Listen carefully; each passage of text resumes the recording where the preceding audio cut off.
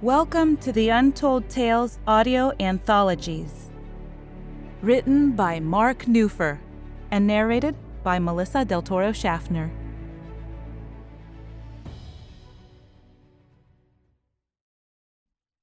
Blue sky. Don't breathe. Don't twitch.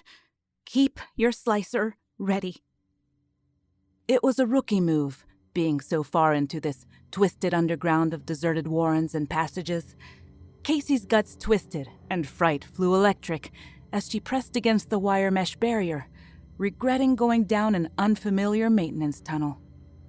The smell of lubricant and the harsh scrapes of slithering tendrils across bare metal chilled her sweat-soaked skin. 20 meters away, the hulking thing was sniffing along her carbon dioxide trail. Need space. Need time. Her breathing filter hung around her neck. The upper strap had failed, fatigued by too many days' exposure to acid air. Fingers inched to her vest pocket, knuckle creep by knuckle creep, for a decoy canister. In the dim light, 2 rats ran across the toes of her boots. Casey's natural response was to crush their little skulls. They ate her food, gnawed wires. But rats were harmless compared to what was seeking her. She didn't flinch, let them pass as they fled certain death. A thundering reverberation and subterranean shaking showered her in dust and rust flakes. Hoping the roiling noise would cover her movements, she tossed the canister around the corner, discharging a carbon dioxide fog to divert the searcher. Casey ran. One hand held the mask against her face. The other bumped along the dank wall to her right. This was an inbound access, slanting downward. If there were any traps, she knew those would be on the left. She'd been through other tunnels like this, decks littered with shredded mechanical bodies. The searchers never caught on. Casey bumped into a ladder welded to the bulkhead. An open hatch, too small for the searcher to ooze through, was close above. The glimpse she'd had of her pursuer confirmed something was building more of these creepers. The new units were a better design, shiny, not cobbled together from old parts. Once through, she slammed the scuttle shut, not caring about the noise as she spun the dogging wheel tight. Wiping sweat from her eyes, she squatted and set to work repairing her mask. Every harvester had a healthy dread of acid lung, a debilitating, wasting walk to premature death. Before moving on, she reached for her canteen and discovered it missing from the rig slot. Too far from a clean water source, she had to turn back early. Mitch would be pissed about the lost bottle, but the treasures in her bag should soften that anger. She'd avoid a beating. Casey stood, read the sensor pack screen, set her bearings, and started for home. She'd hoped there'd been enough water to rinse off the 3-day grunge from harvesting in the dead zone. Probably not, she guessed. Not for one like her. Except for the searchers, Casey liked not having to rely on anyone. When away from home, exploring and gathering, she considered the dead spaces her private domain. "What you got?" Mitch was never one to welcome a harvester home, never one to lose sleep over those who hadn't come back. Distracted by the bauble Casey held out, he didn't spot her missing canteen. She shifted, hiding the empty harness slot from his probing eyes. "Some hand tools, a few manuals, and this control circuit board for a fabricator." "Does it work?" "How would I know? Everything's dead except some lighting." "Watch your mouth!" Casey knew she was edging toward insubordination and a face slap, but she was too drained to care. "The machinery's in decent shape, but needs a jack screw to bring it home," she said. "Anything else?" "Some canister caps and a roll of plastisheet, the thin kind." "In 3 days, that's all you recovered?" He stared her down until she dropped her head. "All right, log those in and give them to Leroy." "Water stocks?" "Still low. No washing today. The tank men are due back tomorrow. They found a source deeper in. Cleaner. Now get going. Out of Mitch's sight, she took a detour through the passageway choked with boxes, crates, and barrels, looking for a welcoming face. Rigmaster Wanda had taken this urchin under her wing when Casey's mother failed to return, 12 years ago. Sliding open the metal gate to Wanda's territory was like finding an oasis. Even the air tasted better here. How was it? Wanda asked. More searchers. New ones, quicker, said Casey. Crap, Wanda groaned. Did you tell Mitch? Hell no! He'd want me to bring one back. I'll trickle it down to the clave. How was the air? Any better? Worse. I used up 6 purifier packs. Was on my last one when I reached home, said Casey. Wanda slid a slate over to her. You're due for a replacement rig. Take off your harness so I can do inventory. Casey unbuckled and unstrapped, then slung her rig on the counter. Got any new boots? Not much call for your small size, but yeah, I put a pair aside for you. Best ones to come through here for some time, said Wanda. She examined Casey's rig, checking off each item. Where's your bottle? You need to turn it in. Lost in a chase. Wanda reached into a bin and pulled out a crushed canteen. I'll throw this in. The boys in repair will never know. She tapped the slate. Sign the inventory. Casey pressed her thumb on the scratched plastic. Thanks. I've got too many work-off points as it is. Who? Mitch? Don't say anything to him. Just make things worse. If it keeps up, I'll recycle 1 or 2 of his kidneys, or toss a fragger under his bunk. Wanda grabbed a new rig from the shelf and dropped it on the counter.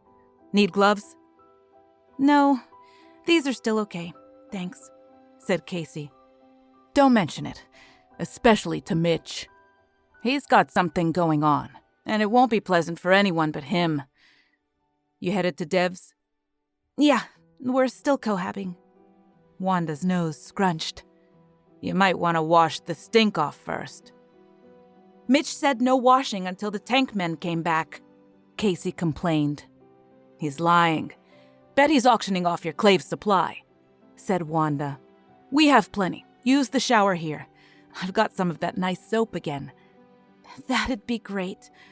Hot? Warm. Heater needs a new coil, but you won't freeze your ass off. See if you can find a replacement on your next run. Dev's place have water? No, not rated for it, lamented Casey. Towel rags are in the bin. If you have time, toss your clothes in the tumbler. They stink as bad as you do. In the darkness, Casey rested her head in the nook of Dev's bare shoulder as they caught their breath. We think they're near to breaking through, he said. Lots of damage and scrap in the way. Closed off deliberately. Bones? Yeah, some.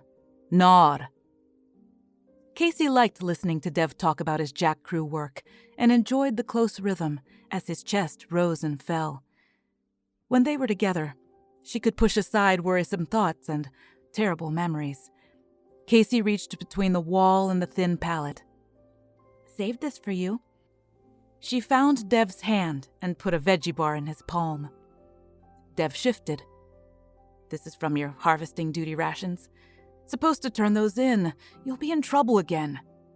They're to keep up our enzyme levels. I'm small, don't need so many. Nobody frisks us, and Wanda doesn't care.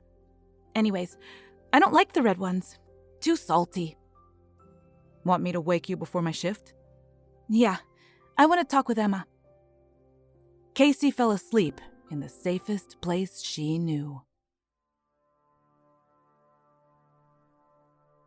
Daily clave gatherings weren't joyful occasions. They served as communal feedings, exchanges of gossip, and wonderings of what happened to those missing or still harvesting in the empty. Jad, you seen Emma? Casey asked. He raised his chin. Over by the serving line, last I saw, talking to Bender. He's not part of our clave. What's the tool man doing here? Was he eating? Relax. He's not taking any of our food. I think he's trolling for a new cohab. Casey found Emma and Bender in huddled conversation. Didn't seem like a cohab negotiation to her, so she dropped her tray in next to them and sat on the bench. What's doing? Not much. You? Emma's head swung around, checking who was nearby and might be listening. Got back yesterday from a 3-day. New searchers again. Fast, not clunkers. Pass it along. Bender's brow narrowed as he leaned in. Where were you? What sector? L, up in the Junker region. L section, Bender said. I told you, Emma. Casey moved closer. Bender, what do you know? For her and the other harvesters, new information about the upper spaces, any sliver of detail, might mean the difference between returning or being listed as lost. Tell her, Emma said. Too many are wondering. Bender's eyes took the same trip Emma's had, looking for eavesdroppers. L, M, and N sections. The dead empty. Squad clave sent in 6 of theirs 4 days ago. Nobody's come back. The squads aren't talking, but my sister heard from a friend who cohabs with a squatty. Something's going on. Emma shuddered. The machines. Dev, where's your group tunneling? Casey asked. N3 quad, not far up. Why? Emma and Bender think strange things are happening in the M, right next to where you guys are working. In the M? Nah. All crushed according to the records. Bet the air's too polluted even for masks. My section is only one over on the other side. Long way between L and M. Probably solid rock between them, he said. So why is someone setting a perimeter with searchers? More aggressive ones. Someone? Come on, Casey. Those mechs are just holdovers, maintained by some automated repair unit up there. Can't be more than a few left now. Haven't found any in the N-wedge. I've seen new searchers. Shiny. Bigger. Casey propped up on her elbow. Tev, one almost got me last time out. Why didn't you tell me before? Put in for a section transfer. Mitch won't approve it. Listen, I got a 2-day before I go out again. Take me to where your crew's pushing through. Have to be 3rd shift when no one's working. Fine with me. I'll bring my sensor gear. We got some units on site, said Dev, but nothing portable. I want to do a deep snoop. Okay, but nothing dangerous. Sure, just a look-see.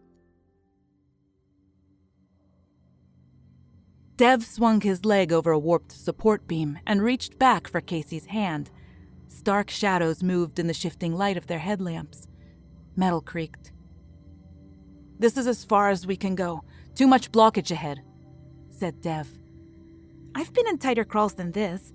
I'm gonna check it out, see how far back I can get. Before he could object, all but Casey's feet disappeared under a tilted structural block. In a few seconds, she wiggled further in, out of sight. Come on, Dev! Casey's voice echoed back. There's a void tall enough to stand in. Only 4 meters from you. Careful of the snags. Dev crouched. Casey's light shone at a narrow bend. In a flat elbow and knee crawl, he maneuvered around it. Nothing here. Why'd you want me to come through? Over here, behind this slab. A hatch. Doesn't seem damaged.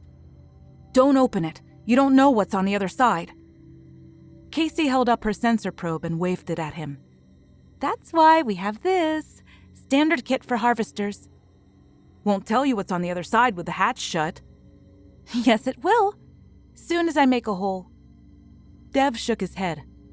You can't drill through. Too thick. Sure I can. I've done this before. Casey tapped her finger. Right here, next to the dogging lever. Thin spots on each side of the door where the internal cam mechanism slides. Should punch through easily. I need you to dribble some lube while I drill.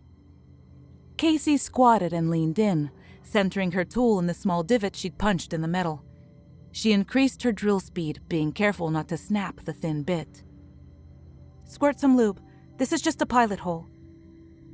A patient minute later, the drill hit air. Casey mounted a larger spiral cutter. "One more after this to make a hole large enough for the probe. Put your mask on." Casey reached into a vest pouch and handed Dev a small gray cylinder. "Hold this." "What is it?" "Plug goop. Have it ready when I break through." Casey began drilling again. Once through, her eyes studied the sensor readout. 3 greenies: negative explosive gases, negative acid, and positive breathable.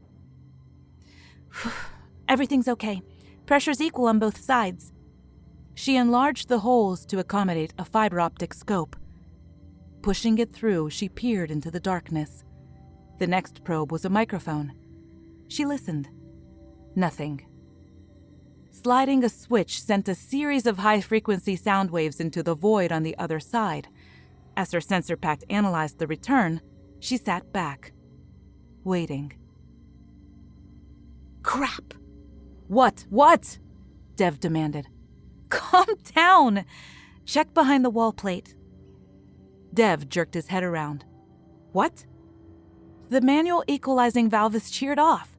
We didn't need to go through all this. I wondered why the pressure was equal and the atmosphere was the same on both sides. You ready? My readings show a short tunnel. Must be an airlock." "All right, but be careful. Want me to lead?" "No, I've got more experience in this sort of thing." Casey heaved the dogging lever with a shoulder shove and swung the hatch inward. She stepped over the threshold, scanning with her flashlight, and spotted the equalizing valve at the next hatch.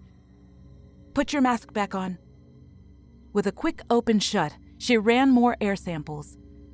Some airborne dust and rust, but nothing bothersome. Before Dev could object, Casey opened the hatch to a long corridor. She stood ready to slam it shut if her sensor pack detected a searcher or movement of any kind. Their headlamps showed a dusty hallway, ending at a T-intersection. Casey hesitated, then rolled a sensor ball along the passageway, aiming for a rebound into the right-hand passage to monitor both ways. "Infrared clear, no motion. Let's go." To the left of the T was another hatch. The right, like a dark maw, opened a huge multi-level space.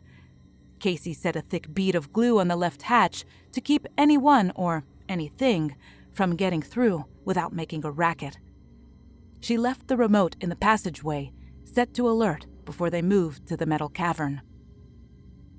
From the entry, the pair swept the interior with light. Casey tossed another sensor ball.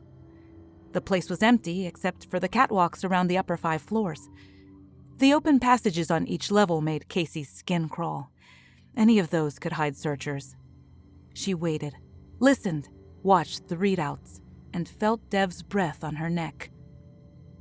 She was used to waiting. He wasn't. Ignoring Casey's hissed warning, he stepped over the hatch combing and strode into the room, his footsteps echoing. At the center, he turned to fill the upper levels with light. All clear, dead as a tomb. Casey wished he'd picked another word. She joined Dev as he shone his light straight up, 100 meters, illuminating a segmented dome ceiling. Casey hugged herself. Too big. I don't feel safe here. Looks like the roof retracts. What do you think? I've never seen this sort of construction. Not a trace of acid air. Must be an open connection to our ventilation system. Casey backed up, close to the tunnel entrance they'd come through, her eyes sweeping the upper levels. Or this section has a working one of its own. Dev pointed to a series of stairs. Want to go up? No. Too hard to climb down an escape route. We'll take the passage opposite the way we came. Dev walked to the other passage. Some lighting systems are still powered farther on. Air's flowing in that direction, too. She followed, jogging across the cavern's floor. Casey stopped, and moved her hand behind, placing it against Dev's chest. They'd walked this path for 2 kilometers. Wait, smell that? Dev sniffed. No. She checked the remote they'd left behind. Still clear. Something's not right. Take a knee against the bulkhead. Make yourself small. She kissed a 3rd sensor ball before tossing it into the dark corridor. It was her last one. The rolling sound and her rushing heartbeat filled her ears. Checking the sensor's video, Casey released her breath. Now we know what happened to the squatties. The place is blown to bits, and so are they. Must have been the rattle and shake I felt a few days ago. Casey used her pad to rotate and move the ball. On the view screen, 6 bodies laid sprawled on the deck. The walls were charred black, and a pipe had pulled free from its brackets, the ruptured ends ragged and blooming out. All shot to hell, too. They used kinetic rounds. Casey traced the broken pipe back to where they stood, seeing a hydrogen icon stencil every 5 meters. Whatever it was, someone missed, hit the gas line. Boom! I don't see any debris from what they thought was there. Might be further in. Can't get a remote connection to their gear. I'm going in. No, wait. You can stay, but I'm not leaving my last remote. We may need it. Besides, this happened days ago. Sensors say all clear. The pair slow-stepped into the carnage and knelt by the first squatty. He lay face down, the back of his rig melted. Dev rolled him over, exposing a weapon, gear belt, and puffy red-skinned face. Ever seen this face? No, but I don't hang with squatties. I'm taking his weapon. We may need it. You know how to use it? Had some training a few years ago when I thought about joining up. His rig's got 3 ammo canisters. Should we bag a weapon for you? No. Wanda slipped me a few fraggers when I told her where we were going. I wanted someone to know in case we didn't come back. I'm gonna try a line link to this guy's rig. Casey heard Dev gag as he rolled over the other squatties. Except for the first one, furthest from the blast, the squatties' gear and bodies were burned and blackened. White-faced, Dev came back to Casey. No signs of them being in a close fight. You got anything on the vid? Casey ran a jackline to the fallen squattie's rig, and Dev studied the video screen over her shoulder. Fast forward. Find when they entered this passage, said Dev. They watched the video of the last man in line. Everything seemed normal until a squatty yelled, "Contact! Front!" and began firing. His teammates jumped to hug the walls on either side, firing at something. Then a huge shake, and a fireball erupted. Silver metal flashed across the screen and was gone. What were they shooting at? A searcher, I'll bet. The others started firing and hit the gas line. Everything before was normal. Must have made a hell of a hot flash out. Let's move on. Dev hesitated. They were shooting at something. That was days ago. Come on. 20 meters along the passage, they found scattered metal parts.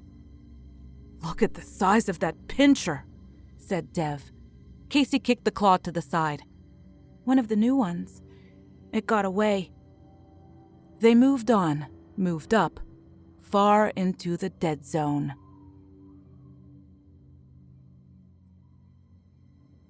Good a place as any to sleep. Casey wiggled through a ventilation slot to a plenum inlet large enough to stretch out in. Jacker Boss is going to be mad I'm not working, said Dev. I've got you covered. Had Wanda put you on the medical list for 3 days. 3? You planned for us to be gone for 3 days? Said I got you covered. We need some rest. Casey wagged her eyebrows. Or do you want to fool around first? I'm not taking my clothes off for anything until we're back home. Casey grinned. Don't say I didn't offer.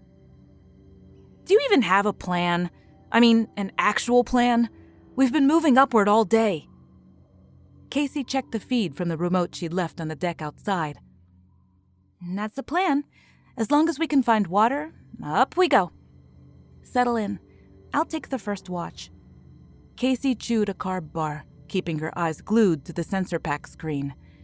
She didn't wake Dev when a small trio of searchers marched past their night hole.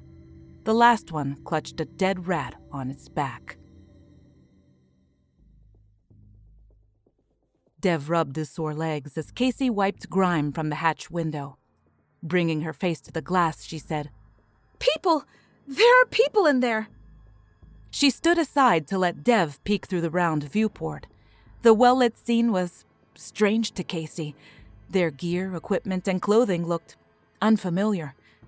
New, not cobbled together from salvage, not patched and repatched. Dev moved his face from the small window. I don't recognize their clothing. Everyone's wearing the same thing, geared out the same. I count 10. You? Yeah, 6 men, 4 women, no children. They're eating. I didn't see any weapons, but they have crates marked explosive. Casey grabbed the hatch wheel. Dev placed his hand over hers. I don't think we should go in. They could be dangerous. I don't think so. They don't move around like squatties, and 4 of them are old. Stay here. Keep your weapon ready. Casey swung the hatch open. Hinges squealed. Hector turned. He was surprised to find 2 ragged, dirt-smudged people standing by an open hatch. One of them held a gun. He lifted his hands to shoulder level while others sought cover behind equipment boxes. 4 ran for the opposite passageway. Hello. Care to join us? It was the only thing Hector could think to say, knowing this place was supposed to be deserted. No squatters or resettlers were within 2,000 miles of this squashed place. Hector eyed the nervous young man near the hatch, watching the shifting weapon. Pointed down, but ready. The young woman took a few tentative steps forward. Who are you? What clave? What are you doing here? My name's Hector. We're exploring these ruins for the Historical Society. How did you get in here? How long have you been hiding in this wreckage? The pair looked at each other, then back at Hector. I'm Casey, and this is Dev. This is our home. Please, come sit. Would you like to eat? We have food prepared. Hector spread his hands. Join us. Casey sniffed the air and stepped closer. Dev edged a step back to the hatch. Hector turned his back and called to his companions. Come out, everyone! You're hiding like frightened children! Hector hoped his words would fortify his group and soothe the visitors. Casey continued toward Hector. A friendly sign. How long have you been here? He asked. Casey tilted her head. All my life. 9 generations, I guess. Since the collapse. Collapse? You must mean the asteroid strike. Yeah. Were there other survivors? Outside? The planet didn't die? Hector's eyes widened. Originals! He called out. Kate, these are originals! Next time you go topside, call this in. He turned back to Casey. Several billion survived. Lots of quake damage, but most people moved before the impact, spread out away from the coasts. Some sheltered in prepared undergrounds like this one. How many of you are in this mashup? Almost 1,500. Casey hung her head. There used to be more.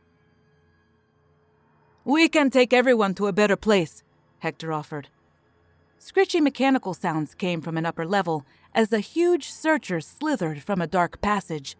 Casey ran toward the hatch as Dev fired, shredding the monster. Hey, hey! Shouted Hector. Stop shooting! Stop shooting! A searcher! Casey screamed. Those things are deadly! Haven't you seen them before? You mean the quads? We use them to clear heavy debris and jack up passages. We use smaller ones to keep the vermin away during explosions. Lots of rats in here. Those things have been killing us! Did you bring them? Why? Killing? Not possible, Hector said, countering Casey's explosive statement. Casey hesitated for a moment. They've been killing us since the collapse. Every chance they get. They kill on sight. Not ours. We brought them in only 3 weeks ago. Turning to Dev, Casey said, That was one of the new ones I've seen on my last runs. Hector's eyebrows raised. Has any of these harmed anyone? We always run. No one's been killed in a few years. Yando, bring me a Delta unit. The woman Hector motioned to opened a case, removed a small blocky thing, and handed it to Hector. The cube unfolded in his hand. Stumpy legs emerged, followed by tentacles, waving, sensing. See? Harmless except to rats and such. Here, take it. Casey backed away from the miniature horror. Hector put the crawler back in its box. Have you ever been outside? Casey shook her head. No one goes outside. Everyone knows it's a wasteland. Broken bare rock, glassy surfaces, radiation. Nothing alive. Safer here. There's no radiation hazard. Never was. But you're right about this sector. Life is coming back at the edges, a long way from here. Sensing their unease, seeing their wary eyes, he asked, Would you like to see? Hector took the young pair up a new lift to the surface. Casey gasped. Her knees weakened when she saw the blue sky. Overcome by the expanse, she grabbed for Dev to steady herself. Don't look up, Dev said, his voice shaky. For a minute, they stood together in silence near the edge of a recently carved ledge, 10 steps from the deep shaft they'd ascended. Breathless, Casey held tight to Dev's arm and whispered in his ear, This place isn't for us. Too big. I don't feel safe. You gonna be okay? He asked. Her eyes went skyward. Where does it end? Dev took a step closer to the rim, assessing the steep drop. He turned back to Casey. Her eyes passed information before they sought the ground again. He nodded. Dev asked, What's that? This thing under the ledge? Hector moved closer to see what Dev was pointing at. As he leaned over, a push from behind unbalanced him. Casey's second shove sent him tumbling to the craggy rocks below. Back down? Asked Dev. Yeah. Casey held Dev's hand as they stepped onto the lift. Might need to shoot a few. He jacked in a new magazine. The rest can carry equipment back for us. We can stash it in the dome room and make them show us how to control their searchers. After that... Casey nodded. After that, we bury them in the rubble. With those explosives, we can bring down 5 levels. They'll never dig us out again. Casey had bigger after that plans, beyond the immediate day. She smiled at the thought of tentacles wrapped around Mitch's neck. As they descended, Dev kissed Casey's hand. Let's go home. Thank you for listening. You may notice it's becoming easier and easier to interact with us and support the show. We love our listeners, fans, and patrons. Please share this podcast with your friends and family and anybody who might be a sci-fi buff. We know they'll love it. And if you'd like to support the show for about 1 cup of coffee a month, you can go to the link on the bottom of the show notes in every episode and find a Support This Podcast link. We value bringing original, high-quality short stories to you every month, and we appreciate your support to keep this podcast ad-free. Thank you so much and have a great day.